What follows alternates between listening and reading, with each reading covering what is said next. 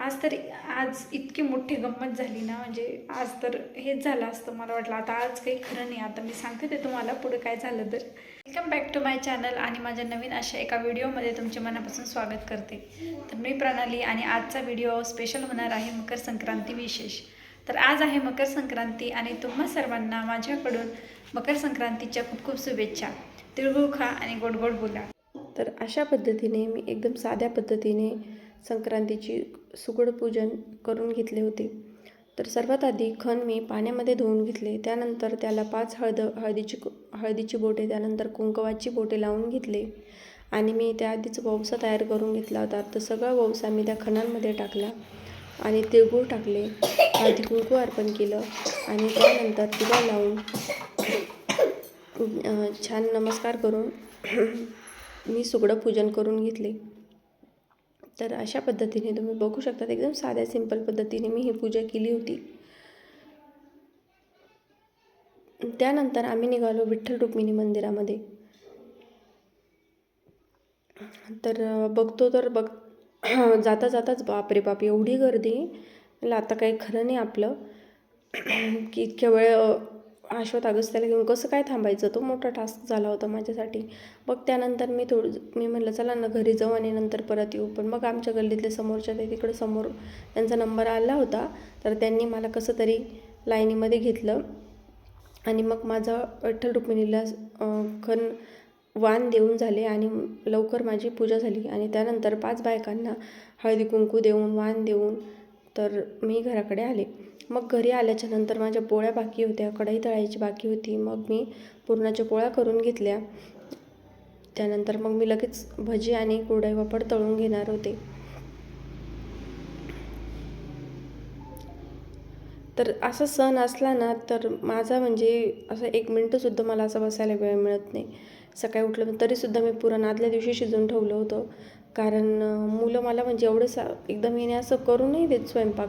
आता जशी मी उभी आहे आता मध्येच ते बघा आत्ता परत काहीतरी कोणाला तरी काही पाहिजे होतं अश्वथला किंवा अगस्त्याला. तर असं मला त्यांना काही पाहिजे असलं का ते मला इकडून ओढत नेतात, मम्मी हे दे किंवा मम्मी ते दे. तर ते माझ्या पोळ्या झाल्या आणि मग त्यानंतर मी लगेच तळण्यासाठी कढई ठेवली, तेल टाकलं आणि आता सर्वात आधी कुरडई पापड भजी तळून घेते. आज सकाळपासून सकाळी लवकर उठले होते आणि लवकर उठल्यापासून माझं कंटिन्यू काही ना काही चालू होतं. सणाच्या दिवशी म्हणजे असं काही ब्रेकच नसतो की थोडं आपण बसू शकू किंवा थोडासा ब्रेक घेऊ शकू. कारण सगळंच आवरायचं असतं, स्वयंपाक, पूजा आणि अश्वथ अगस्त्याकडं पण बघायचं, स्वतःचं पण आवरायचं, पूजा आणि सगळ्याच गोष्टी मॅनेज करायच्या असतात. त्यामुळे सणाचा दिवस म्हणजे एकदम धावपळीचा दिवस असतो.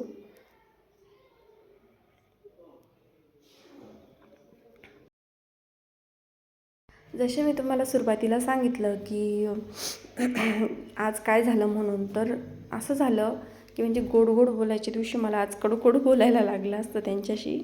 कारण मी ना त्यांच्या कधीपासून मागं लागली आहे की आपल्याला 2 सिलेंडरचं कनेक्शन करून घ्या, 2 सिलेंडरचं कनेक्शन करून घ्या. कारण असं ऐनवेळी सणाच्या दिवशी जर सिलेंडर संपला तर वेळेवर लगेच सिलेंडर मिळत नाही. त्यामुळे एकदम पंचायत होऊन जाते आणि मला आहे ना असं कोणाला एक गोष्टसुद्धा कधी मागायला आवडत नाही. तर आज हेच झालं होतं नेमकं. आज एकतर नेमकं सण आणि सिलेंडर संपला, पहिलीच पोळी करायला घेतली आणि गॅसचं सिलेंडर संपून गेला. त्यामुळे ना मग मला थोडंसं हे झालं की बाबा मी म्हणते त्यांना कधीपासून की हे करून घ्या करून घ्या करून घ्या, पण त्यांचं आपलं तेच चाललं पुढच्या महिन्यात करू, हा महिना आला की पुढच्या महिन्यात करू. पैशाचा काही विषय नाही बरं का, पण त्यांना वाटतं की बाबा नाही इंडक्शनवरती मॅनेज होऊन जातं, एक दिवस नंतर दुसऱ्या दिवशी सिलेंडरची टाकी येऊन जाते. पण मग असं सण असलं की पंचायत होती ना माणसाची. तर त्यामुळं आज थोडासा माझा मूड खराब झाला होता. पण म्हणलं ठीक आहे जाऊ द्या, थोडा वेळ शांत बसून घेतलं. म्हणलं बघू काय करता येईल. तर एकतर माझं असं आहे ना, मला कुणालाच काहीच मागायला आवडत नाही. मी तशी राहते, पण मग मला नाही आवडत ते कधीच कोणाला काही मागायला. आणि आता काही खरं नाही, हे सगळी केलेली तयारी सगळी वाया जाईल. कारण इंडक्शन आहे, पण मग इंडक्शनवर एवढे त्याच्यावरचे भांडे नाही आहे. इंडक्शनवरचे चहा वगैरे अशा गोष्टी होतात त्याच्यावर, खिचडी वरण भात. पण आता पूर्ण पोळ्या हे सगळं तळायचं वगैरे त्याच्यावर नसतं झालं पॉसिबल. म्हटलं सणाच्या दिवस आता काही आता सगळा हा गोंधळ उडणार होता.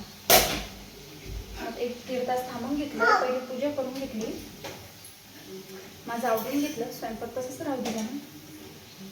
आणि मग पूजा वगैरे करून घेतली, माझं आवरून घेतलं. तोपर्यंत त्यांनी मला गॅस आणून दिला आणि मग त्याच्यानंतर स्वयंपाक केला. तर असं स्वयंपाक झाला आहे माझा छान मस्तपैकी. पुरणपोळी, कटाची आमटी, भजे आणि कुरडई, पापड आणि हा देवासाठी नैवेद्य.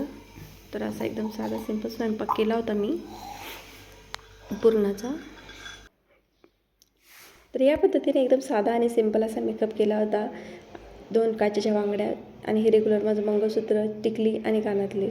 आणि ही जॉर्जेटची एकदम साधी आणि सिंपल साडी, एकदम इझी टू वेअर आणि हँडल करायला एकदम सोपी. तर या पद्धतीने मी असं एकदम सिंपल असा मेकअप केला होता. त्यानंतर काही थोडेसे फोटो काढले होते. तर व्हिडिओ आवडला असेल तर इथेच मी माझ्या व्हिडिओला एंड करते. व्हिडिओ आवडला असेल तर व्हिडिओला लाईक, शेअर आणि सबस्क्राईब नक्की करा. चला बाय.